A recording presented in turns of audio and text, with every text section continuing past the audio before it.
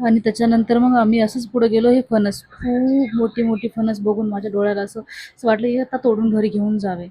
आणि माझा पुढचा व्हिडिओ कंटिन्यू करते मी दुसऱ्या पार्टमध्ये. सो प्लीज बघा.